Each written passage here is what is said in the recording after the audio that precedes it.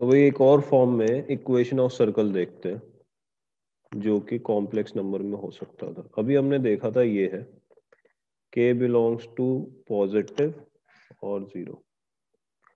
ठीक है, अगर ये हुआ तो इक्वेशन ऑफ सर्कल होगा। इसी से एक और फॉर्म हम डिराइव करेंगे, देखते हैं कि वो क्या होगी।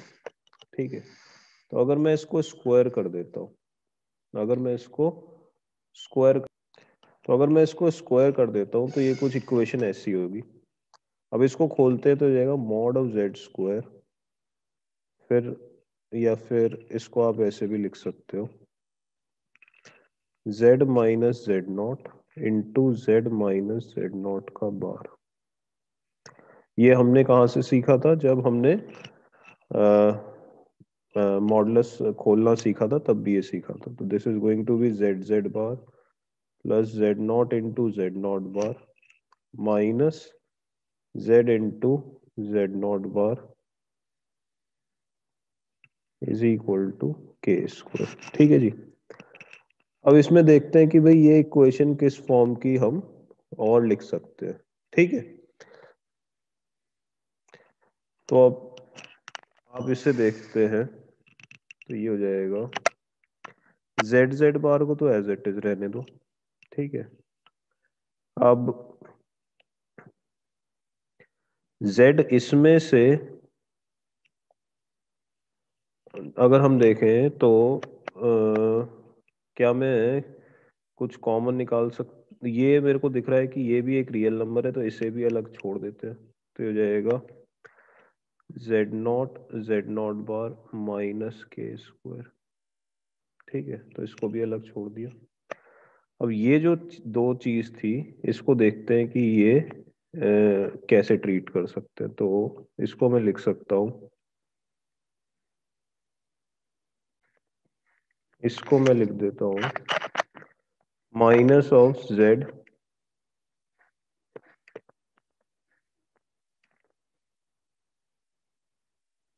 Minus of Z not Z bar और प्लस में ये। अब ध्यान से देखिएगा, इसमें स्टैंडर्ड फॉर्म हम जो कन्वर्ट करते हैं उसको कैसे करते हैं। ठीक है, तो इसमें मैं माइनस जेड नॉट को मान लेता हूँ एक कॉम्प्लेक्स नंबर ए, एंड अगर ये देखें तो this is a real number, तो इसको मैं ऐसे भी लिख सकता था, इसको मान लेता हूं मैं बी। तो अगर मैं इस फॉर्म में अब इसे देखूं तो इक्वेशन होगी जेड जेड बार। ठीक है, माइ प्लस ए बार जेड। अगर माइनस जेड नॉट को ए माना गया, माइनस जेड नॉट को ए माना गया, तो ये क्या हो गया ए बार और इंटू जेड माइनस। ठीक है, ये हो जाएगा आपका प्लस में फिर A into Z bar plus B equal to zero. तो ये क्या हो गई इक्वेशन ऑफ सर्कल। ठीक है, where A is a complex number, B is a real number. B क्या है? एक रियल नंबर है, और ए क्या है? एक कॉम्प्लेक्स नंबर है। तो अगर आपको इस फॉर्म की इक्वेशन दी हुई है तो इसमें सेंटर क्या होगा? अब आप बोल सकते हो सेंटर क्या होगा? Z not was the centre, तो माइनस ए हो जाएगा सेंटर। और रेडियस क्या होगा? आप यहां से देख सकते हो, radius will be, radius is equal to K है, तो के की वैल्यू कितनी हो जाएगी? Under root mod Z nought square minus B, that is under root mod A square minus B. तो ये जो ए कॉम्प्लेक्स नंबर है, इसका मॉड का स्क्वायर माइनस बी का अंडर रूट, ये क्या हो जाएगा? Radius of the circle. तो ये भी एक स्टैंडर्ड फॉर्म है, आपका सर्कल रिप्रेजेंट करेगा। फॉर एग्जाम्पल, बहुत बेसिक सा एक एग्जाम्पल ले लेते हैं। आपके पास ये लिखा हुआ था 2 + 3i times Z plus 2 - 3i times Z bar +1 equal to 0। तो आप बोल सकते थे this is exactly of the form Z Z bar plus A bar Z plus A Z bar plus B equal to 0। तो ए की value कितनी होगी आपकी? 2 - 3 आए। जेड बार के साथ जो है वो ए है और बी कितना हो गया 1। ठीक है, तो it will represent a circle.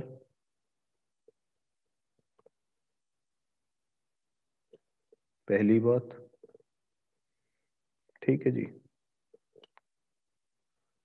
दूसरी बात, सेंटर कहाँ होगा? सेंटर होगा -a पे, -2 + 3 आए। और रेडियस कितना होगा? √mod a², that is 4 + 9 - b, तो जाएगा √12। तो this is going to be a circle जिसका रेडियस है √12 और सेंटर है -2 + 3 है। अब मैं सिंपल ज्योमेट्री में बोलूँ तो सेंटर है -2, 3 और रेडियस है √12। ठीक है, तो ये हो गया आपका एक और form of equation of circle. इसमें एक क्वेश्चन कर लेते हैं। क्वेश्चन है कि mod of z - z1 का square plus mod of z - z2 का स्क्वायर equal to k represents circle. ये जो है एक सर्कल को रिप्रेजेंट करता है। Then k must be greater than equal to what? तो k की वैल्यू किससे बड़ी होनी? तो आप इसको ट्राई कर लो और उसके बाद सॉल्व करना। तो मैं सॉल्व कर देता हूँ। देखो, मैं सिंपली क्या कर रहा हूँ, जो इसका स्क्वायर्स ओपन करता हूँ तो ये जाएगा mod of z² plus mod of z1² plus 2 z1 बार या माइनस z1 बार माइनस z1 z बार। ठीक है, ऐसे ही फिर दूसरा भी अगर मैं खोलूंगा तो हो जाएगा mod z² plus mod z2² minus z2 bar minus z2 z bar equal to k। ठीक, तो ये क्या हो गया आपका? Twice of mod z²। फिर माइनस, अगर मैं z को कॉमन ले लूं तो ये हो गया z1 बार प्लस z2 बार। फिर अगर मैं z बार को कॉमन ले लूं तो ये हो जाएगा z1 plus z2 plus mod z1² plus mod z2² minus k equal to 0।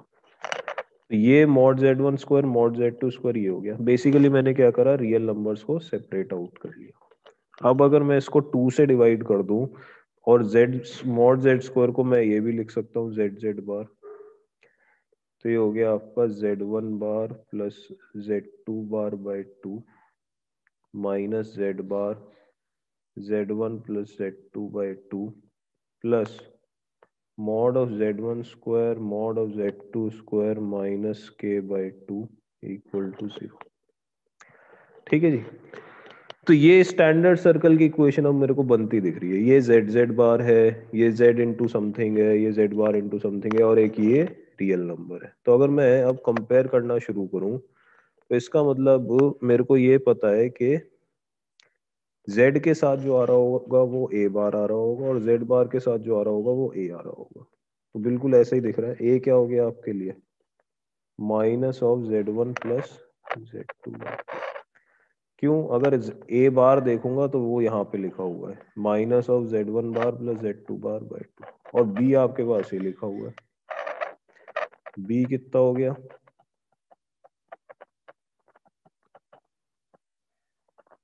ठीक, अब अगर इसको सर्कल रिप्रेजेंट करना है तो इसका जो रेडियस है वो क्या होना चाहिए? 0 से बड़ा, 0 या 0 से बड़ा। और रेडियस क्या होता है आपका? √mod of a² minus b। इसका मतलब ये जो वैल्यू है mod of a² minus b,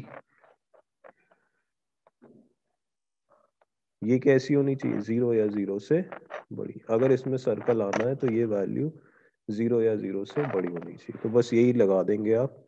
तो आप लिखोगे mod of z1 plus z2, अब माइनस और प्लस हो इससे तो कोई फर्क पड़ता नहीं, minus b mod of z1² mod of z2² by 2 ये ग्रेटर देन इक्वल टू 0 होना चाहिए। ठीक है, अब इसको देखते हैं सॉल्व करके क्या बनता है। तो ये हो जाएगा mod of z1 plus z2 का square minus 2 times mod of, ठीक है, तो हो जाएगा mod of z1 square mod of z2 square plus 2 real z1 z2 bar minus 2 mod of z1 square minus 2 mod of z2 square plus 2 के। ठीक, अब देखो, जब मॉड z1 स्क्वायर और ये कैंसिल हुआ, मॉड z2 स्क्वायर और ये कैंसिल हुआ, तो ये बन गया आपका 2k is greater than equal to, इसको इधर ही रहने देते हैं, बाकी सबको राइट हैंड में ले जाते हैं।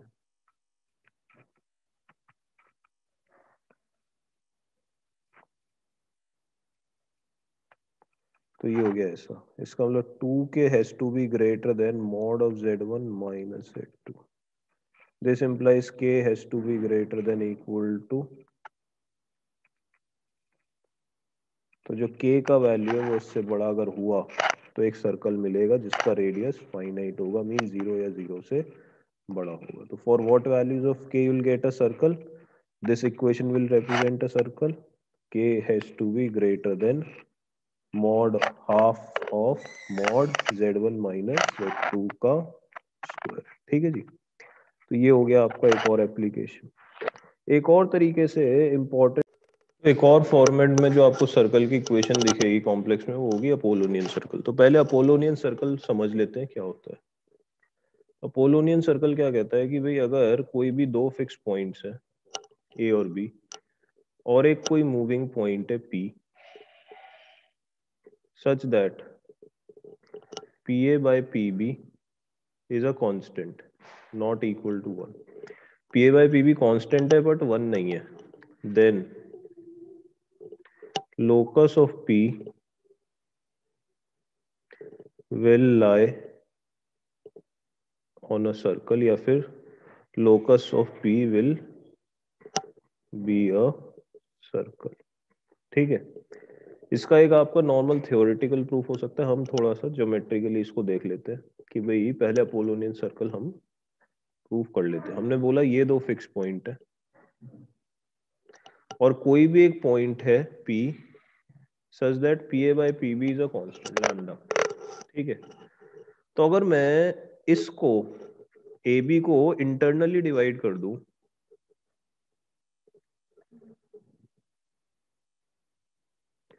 इन the ratio lambda is to 1, और मान लीजिए ये पॉइंट यहां मिला, ठीक है, तो इसका मतलब m will be a point on the locus, तो m will be a point on locus. अच्छा, सिमिलरली अगर मैं ए बी को एक्सटर्नली डिवाइड कर दूं, ए बी को एक्सटर्नली डिवाइड कर दूं लैम्डा इज टू 1 में, तो A N over B N is also lambda is to 1, means आपने ए बी को एक्सटर्नली डिवाइड करा है लैम्डा इज टू 1 में, तो N is also a part of locus. ठीक है, तो हम ये देख रहे हैं कि भाई अपोलोनियन सर्कल आया कहाँ से। अब देखिए, कोई भी एक पॉइंट अगर मैं पी लेता हूँ इस पूरे टू डायमेंशन स्पेस में, इस पूरे टू डायमेंशन स्पेस में कोई भी एक पॉइंट पी लेता हूँ such that now take a point P, any point P, such that PA over PB is equal to lambda। PA over PB कितना है? लैम्डा है, ये PA और ये PB, ये लैम्डा है। तो आपको एक बात क्लियर हो रही है कि भाई ये जो रेशियो है ये किसके बराबर होगा? MA ओवर MB के, क्योंकि MA ओवर MB भी लैम्डा है। इसका मतलब इंटरनल एंगल बाइसेक्टर थ्योरम से मैं बोल सकता हूँ, इंटरनल एंगल बाइसेक्टर थ्योरम से मैं ये बोल सकता हूँ कि ये जो लाइन होगी ये क्या होगी, इसकी इंटरनल एंगल बाइसेक्टर होगी। ये जो लाइन होगी ये इसकी इंटरनल एंगल बाइसेक्टर होगी। ठीक है, बिल्कुल इसी तरीके से अगर मैं यहां देखूं तो पीएन जो है वो क्या बनेगा, इसका एक्सटर्नल एंगल बाइसेक्टर। किस एंगल का, यही जो आपका, अगर मैं इसको एक्सटेंड कर देता ये और ये, ठीक, तो ये जो एंगल बना इसका एक्सटर्नल एंगल बाइसेक्टर होना पड़ेगा, क्योंकि एक्सटर्नल एंगल बाइसेक्टर थ्योरम ही है ये जो कह रही है कि ये किसके बराबर है, N A over N B. इसका मतलब ये जो होगा PN, this is going to be bisecting this angle. अब आप कह सकते हो कि भाई theta plus alpha, this implies theta plus alpha is 90 degree. इसका मतलब ये जो एम पी और पी एन है इनके बीच में एंगल 90 डिग्री है। इसका मतलब जो पी लाए करेगा, this implies P will lie on a circle with radius mn। तो जो एम एन है इसको रेडियस मान के एक सर्कल बना दीजिए, सॉरी डायमीटर मान के एक सर्कल बना दीजिए, और यही क्या होगा, ये सर्कल होगा such that P A by P B is a constant. तो ये जो सर्कल होगा यही आपका रिक्वायर्ड सर्कल है एक तरीके से।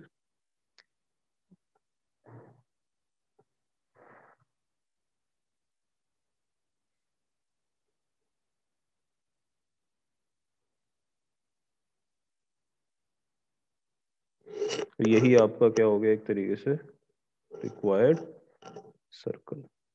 ठीक है जी, और इसी को हम अपोलोनियन सर्कल बोलते हैं। अब आप एक और चीज इसमें थोड़ा सा ऑब्जर्व ये कर सकते हो कि भाई एक तो ये जो सर्कल होगा ये ना तो ए से पास करेगा ना ये बी से पास करेगा, पहली चीज। दूसरा, अगर P A by P B is से 2, तो जो पॉइंट्स होंगे वो टुवर्ड्स दिस साइड होंगे। इसका मतलब जो सर्कल होगा it will be more towards the B वाला साइड, और अगर ये 1 से कम होगा तो इधर की तरफ बढ़ जाएगा। ठीक है ना, अगर ये ए है ये बी है और P A by P B इससे 0.5, तो जो पॉइंट्स होंगे वो टुवर्ड्स दिस साइड होंगे, टुवर्ड्स ए साइड में ये सर्कल बनेगा। ठीक है, तो ये अपोलोनियन सर्कल है। इसको अब देखते हैं भाई कॉम्प्लेक्स नंबर में कैसे एक्सप्रेस होगा। अब आपने बोला कि भाई कोई भी दो फिक्स पॉइंट है इन कॉम्प्लेक्स नंबर्स। अब आपके पास कोई भी दो पॉइंट है ए Z1 और बी Z2। ए है आपका Z1, बी है आपका Z2, और एक मूविंग पॉइंट है Z।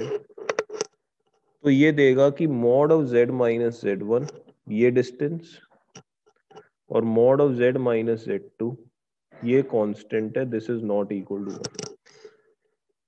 Then Z will lie on a circle। तो इस तरीके से भी एक सर्कल का रिप्रेजेंटेशन आ सकता है।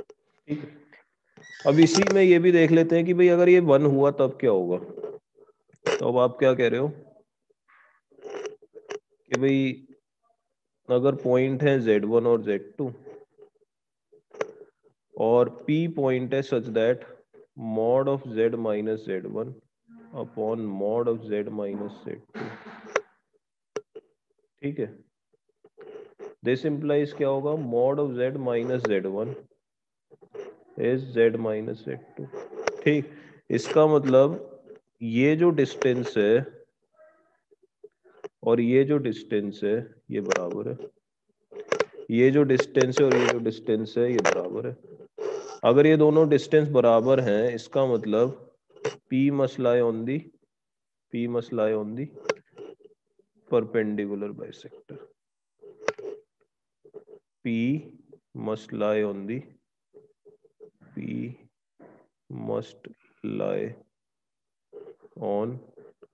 perpendicular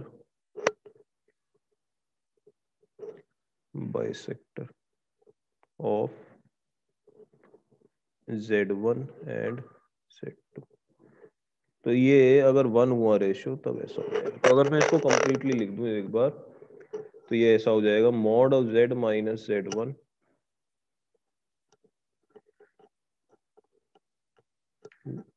Z lies on a circle, ठीक है।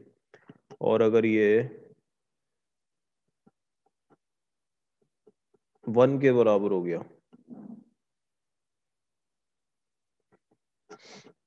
Z lies on perpendicular bisector. Z lies on the perpendicular sector. ठीक, तो ये हो गया आपका अपोलोनियन सर्कल, ठीक है जी। तो अगर मैं सर्कल की बात करूं तो इसी वन ऑफ दीज फॉर्म्स में ही इक्वेशन ऑफ दी सर्कल बैठेगी, ठीक है। चलिए, तो इसके बाद हम